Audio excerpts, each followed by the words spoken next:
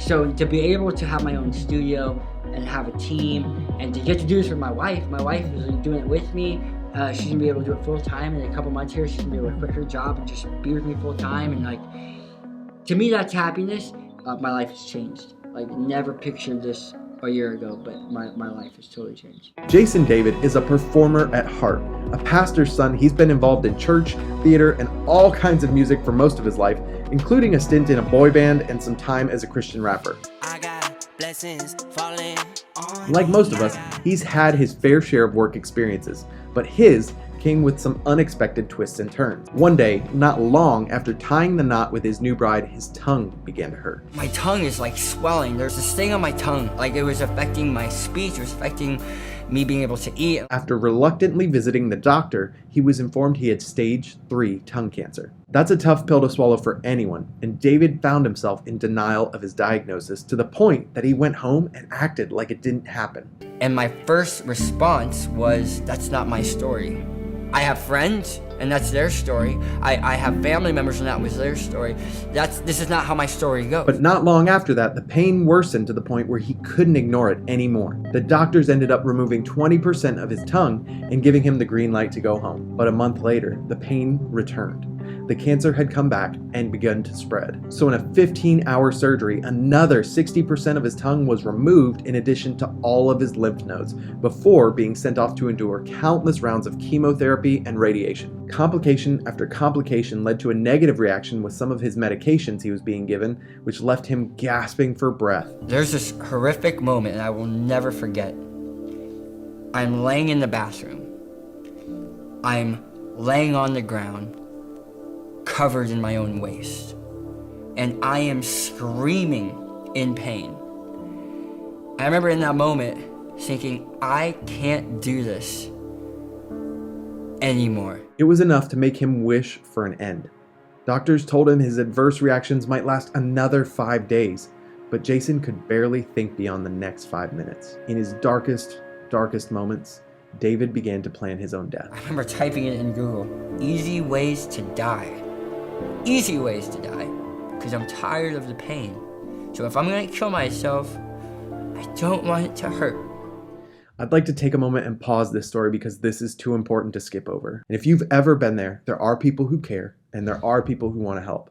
There's a link in the description of this video for anyone watching that might need that help. For Jason, his wife was one of the people that helped him through. For the next 9 months, David went through a rigorous rehab in an attempt to regain the ability to speak. I was told I might never speak again. So I went through like 9 months of rehab where I could only text my wife. I couldn't like actually speak to her. While he got back his voice and the ability to speak, he now has a permanent lisp. I have this permanent lisp. So I sound like Sid the Sloth from Ice Age. You have beautiful eyes. Shortly after getting his voice back, Jason wrote a song. A video of Jason's story being shared and then him performing that song in church went viral on Facebook, gaining millions of views seemingly overnight. It's been released on CD and iTunes. It's been produced as a music video. It's being sung in over 25 languages in 50 different countries each week, and its influence continues to spread. And while that's an incredible triumph, it's just scratching the surface of what Jason is capable of. Fast forward a little bit, and Jason's life is on the up and up. His cancer is gone. He's married to the woman he loves.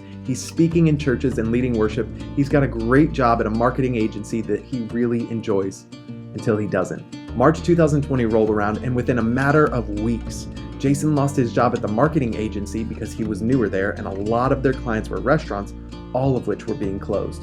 And churches were no longer meeting in person, so there was no more leading worship or doing speaking gigs. In just a few weeks, Jason went from living a great life to wondering where his next paycheck would come from. And one of the things we were taught is how God can take like the worst things and turn them around for good. And I feel like I've gotten to live that. That was never more true than when the COVID-19 pandemic kicked into gear and Jason was left wondering, what do I do now? And all of a sudden I was like, all right, what can I do? What's in my past, my background? What tools do I have? And so I was like, I wonder if anyone has ever built their own Netflix. And what I mean by that is someone who's built a platform so I could become my own Netflix. Within 2 weeks of asking that question, he had found a solution and launched his platform, mytribe.watch. At the time, he didn't have much to offer, so he found old videos of himself leading worship and preaching and used that to get started. From there, he began a consistent strategy of content creation and teaching the Bible in a family-friendly format. But I decided every week I'm gonna make a new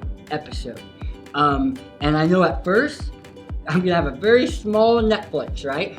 But a year from now, I'll have a bunch of episodes. And that's proved to be true.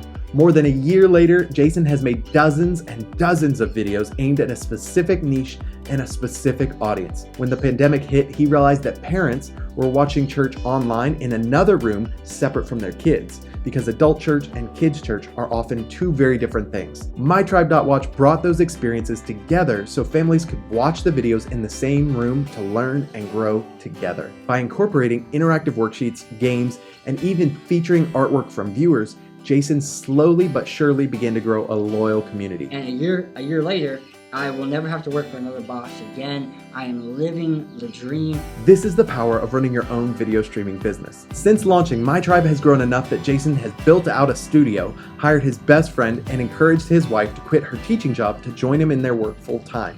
And she's doing just that. The beauty of having your own video streaming service is just that. It gets better with time. That's what I love. There's very few things in life where value keeps increasing. So someone who signed up with me a year ago they could go through all my content in a month, right? But now I got a year's worth of content. A year from now, it's gonna be far more valuable. And as my team grows, I'll make even more videos. And so what I love is it only gets easier to sell. MyTribe now has thousands of happy customers around the world excited for more great content from the family-oriented streaming service. So to be able to have my own studio and have a team and to get to do this with my wife is doing it with me. She's gonna be able to do it full time. In a couple months here, she's gonna be able to quit her job and just be with me full time. And to me, that's happiness. It's not about the money. Obviously, you need money so you can make a living. But for me, it's about living a life that when I wake up, I'm excited to go to work. And my life has changed. I never pictured this a year ago, but my life has totally changed.